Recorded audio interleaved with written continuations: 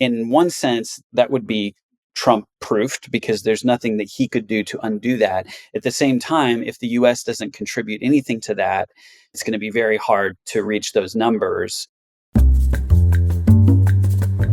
Welcome to Global Dispatches, a podcast for the foreign policy and global development communities and anyone who wants a deeper understanding of what is driving events in the world today.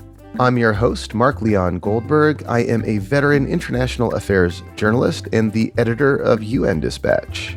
Enjoy the show.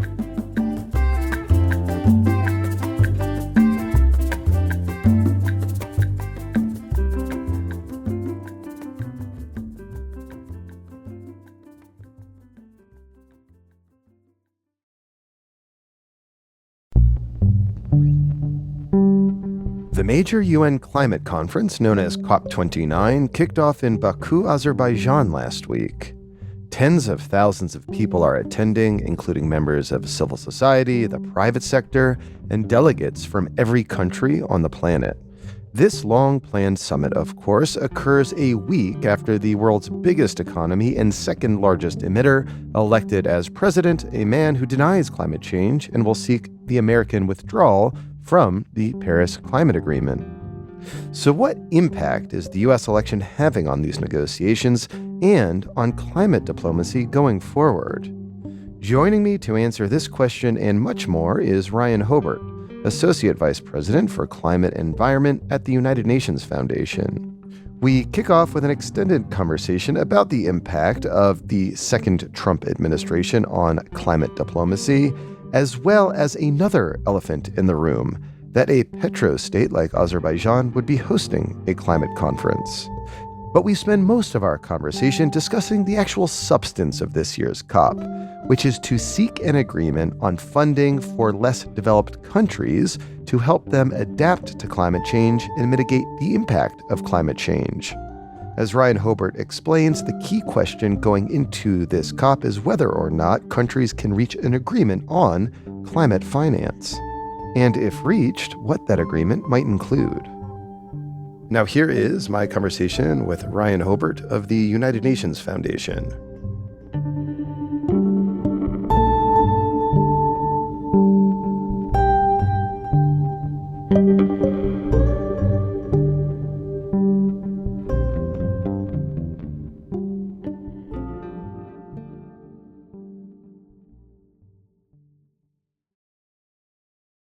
So, Ryan, thanks so much for speaking with me today. Now, I wanted to focus the bulk of our conversation on the actual substance of what will be discussed and what is being discussed in Baku this week at COP29.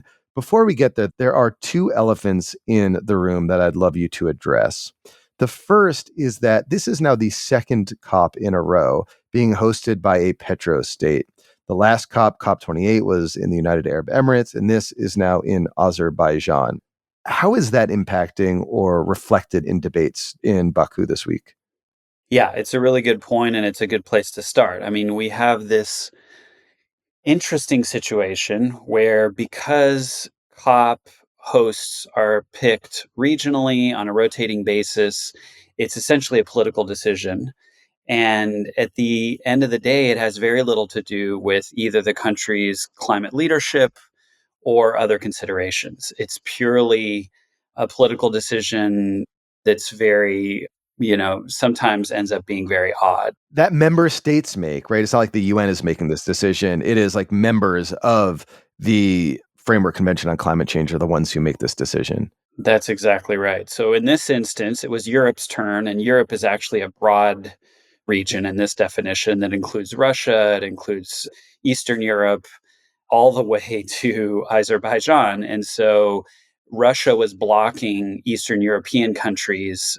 Bulgaria was the Eastern European state that had raised its hand, and Russia blocked that. And so at the end of the day, only a year out from the COP, the only country that everyone could agree on was Azerbaijan for some weird reasons. And incidentally, Azerbaijan is a major exporter of natural gas to Europe. Absolutely, absolutely. And you use the word petrostate, it generates a significant amount of revenue. I don't know exactly, something like 2/3 of its revenue comes from the sale of fossil fuels. And interestingly, not to dwell on this point, but there was a similar critique last time around COP28 in the UAE. But I don't know, interestingly, that COP was the first one to formally identify fossil fuels as a problem that needs to be solved in a formal outcome document, which I think is notable. It is notable, and I think it's in part because of the host, who, while they're a major fossil fuel producer and exporter, are also and have for years been a big promoter of renewable energy. It's where the International Renewable Energy Agency is hosted. Masdar is a big investor in renewables. That's one of their biggest companies. And they're very sophisticated on this. And so they sort of do both things.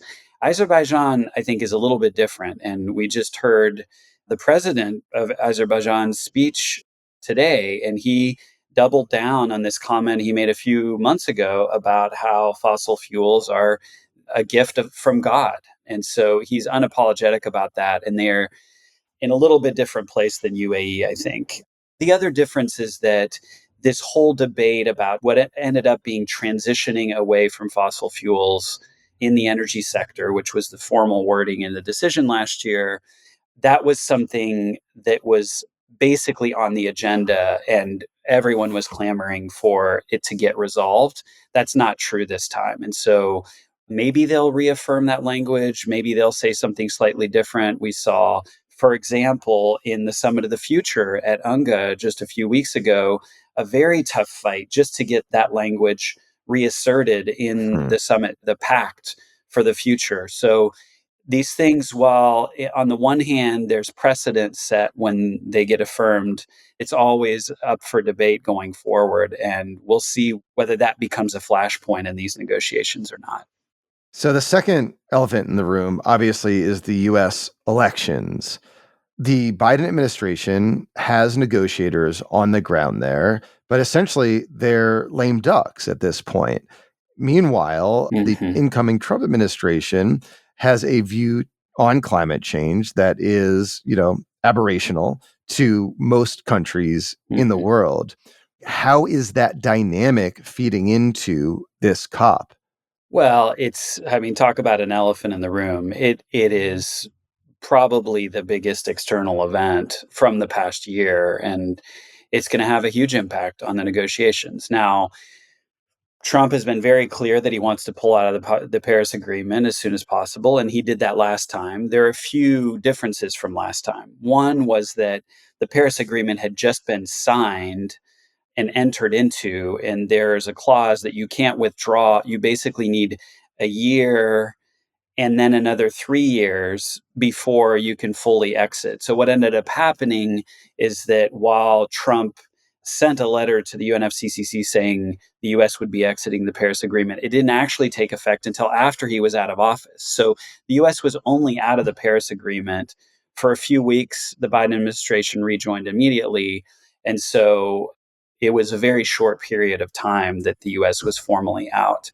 So this time they can pull out immediately with a letter. So they're going to be out next year, almost certainly. The other question is whether Trump simply pulls out of the Paris Agreement or pulls out of the underlying treaty, which is the UN Framework Convention on Climate Change, which was a 1992 Rio Convention, along with the biodiversity and the desertification conventions, that was signed by Bush Sr. and ratified by the US Senate. So there are all kinds of questions if they do try to pull out of the UNFCCC about whether they have the legal authority to pull out of a treaty that was Senate ratified and what that would look like if they do. It could go to the Supreme Court, it could take years. It's very uncertain because there's not really a great precedent for it. There is at least one precedent in arms negotiations, but it was a weird example because it was a consensus thing and everyone Hmm. agreed that they should get out of that particular treaty. So there's no real precedent for pulling out of a convention like the UN Convention on Climate Change.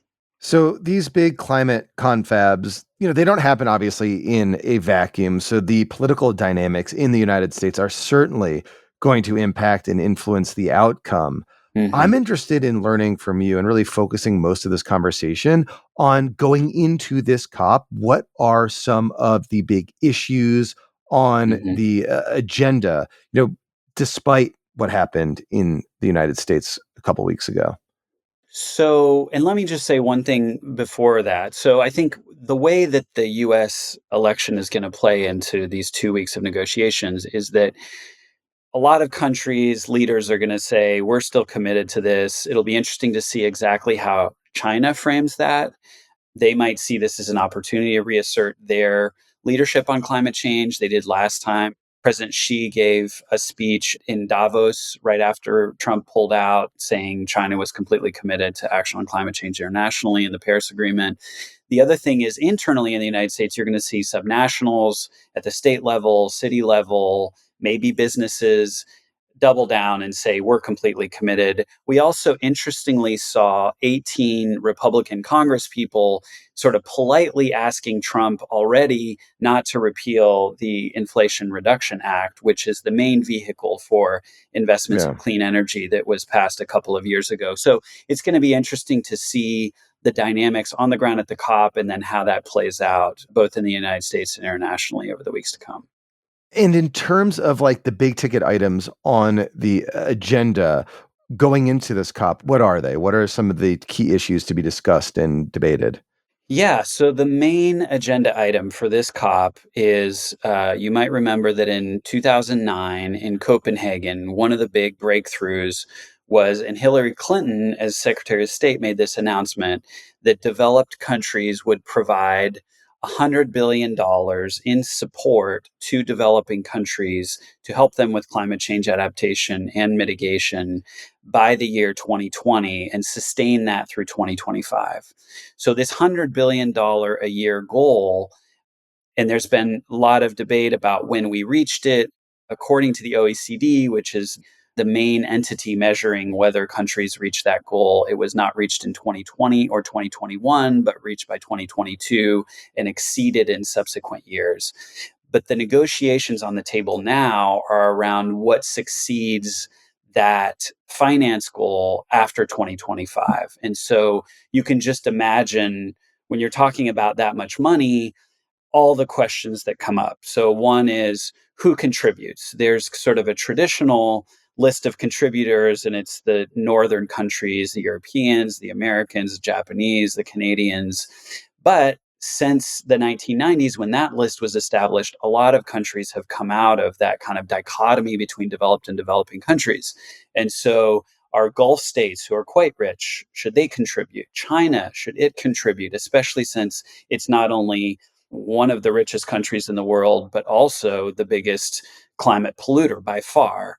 You know, there are countries like Korea who have developed and are now arguably rich countries. So who should contribute? Another question is sort of the quality of that finance. Should it all be grants? Should there be loans? I don't think anyone's arguing that it should all be grants, but for example, on adaptation, it's very hard for countries, that already have a lot of debt to take on more debt, even if it's concessional and lower cost debt. Hmm. So lots of really complicated questions, and that's going to be the main thing that gets negotiated this time around is who contributes, how much, what's that goal, and can countries come to agreement about sort of an overarching framework for how that gets done over the next period. Can I have you just take a step back and explain the logic of this idea that wealthier countries ought to contribute hundreds of billions of dollars a year to less developed countries to help them manage climate issues?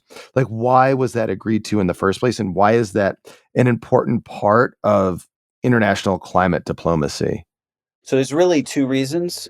One is rich countries for decades, even centuries, arguably for countries like the US or Europeans, have developed, made a lot of money, and got rich by contributing to the climate problem. And since the Industrial Revolution, we've emitted tons and tons of carbon. And that's one of the ways that we've developed our economies. And so, historical emissions, the bulk of those historical emissions come from those rich countries. And the second is simply who can afford to help in solving this problem. And arguably, the richest countries are those who can most afford to contribute some of their GDP to help poor countries.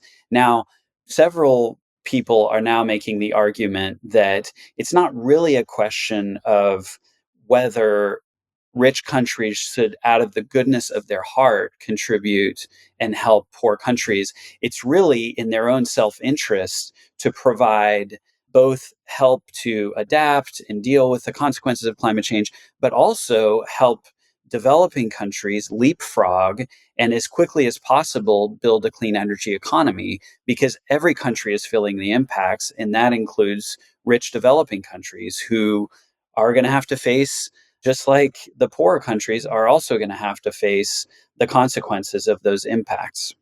So, going into these negotiations, is there like a ballpark figure that, those perhaps on the more, let's say, progressive side of this debate that want there to be more robust financing for climate adaptation and mitigation for developing countries, are they like aiming to a specific number?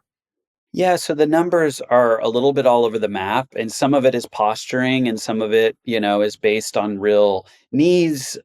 One of the challenges is that it comes at a challenging time for developed countries, a lot of whom are already slashing their overseas development assistance. And for the United States, it was already challenging to get big numbers out of the Congress, even when the president would make signals through the budget process. It's going to be all the more challenging now, especially with a Congress that's Republican and Trump as the president. And so I think there are numbers being put out there, and there's what can realistically be expected. And the challenge of the negotiations is going to be meeting somewhere in the middle. Well, do you have a sense broadly of like what those like are you again talking about a reaffirmation of the $100 billion a year? So at the very least, it has to be progression on the $100 billion. So, it would have to be 120 or 150 or 200 or 250. Developing countries are asking for something upwards of a trillion, saying that it's multiple trillions, something like four or five, that they're going to have to pay out to deal with climate change, both adaptation and retooling their economies. It's hard to say where that's going to land. In part, it will depend on what the definition of the mobilization is and how much of it is true taxpayer dollars that are put forward, and how much of it is a mobilization goal that includes leveraging finance from the private sector, et cetera.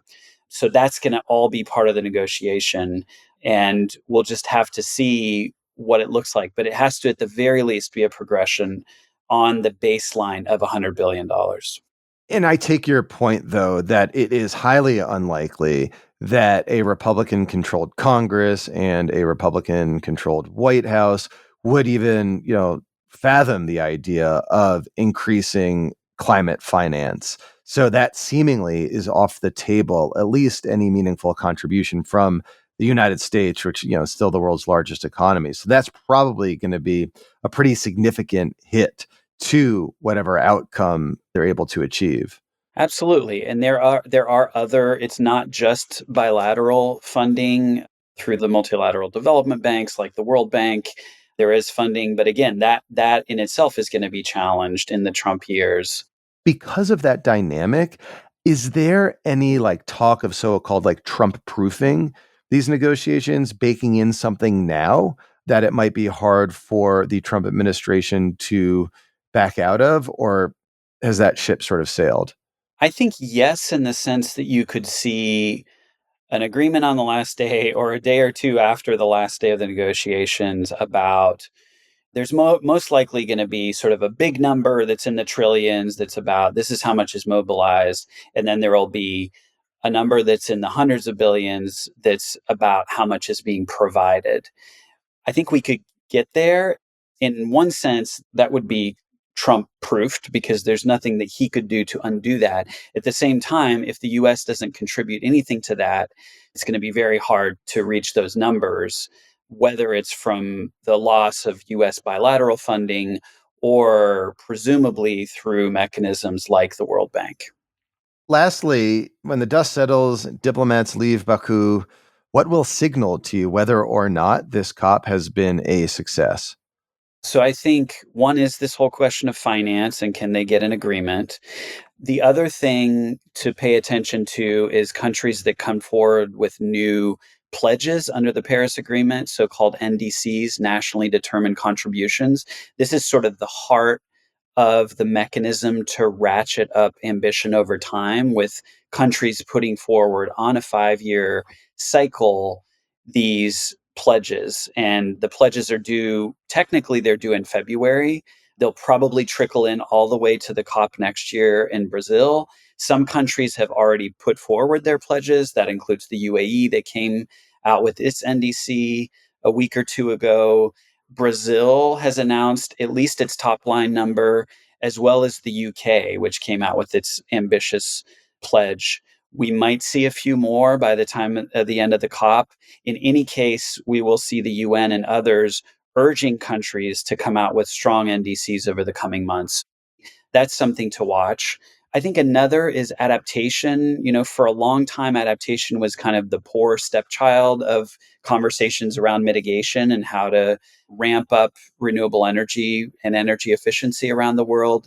And now that climate change is hitting home in such a dramatic way, countries are much more willing to focus on adaptation. Last year, there was a global goal on adaptation that was sort of in the Paris Agreement but needed to be fleshed out. And now we're midway through a process to set up indicators to know what exactly are the specific goals that need to be reached on adaptation, and concurrently what finance needs to come with that over the coming years. So there are a few other areas where we're going to need to see progress. I think even though in some ways this is a minor COP, there are less things to be negotiated than at some other COPs. I think between finance, NDCs, adaptation, and a few other things, the hosts could come out of it with a real win if they see progress on those things. Well, Ryan, thank you so much for giving us the context we need to understand these negotiations in Azerbaijan. Thank you for having me.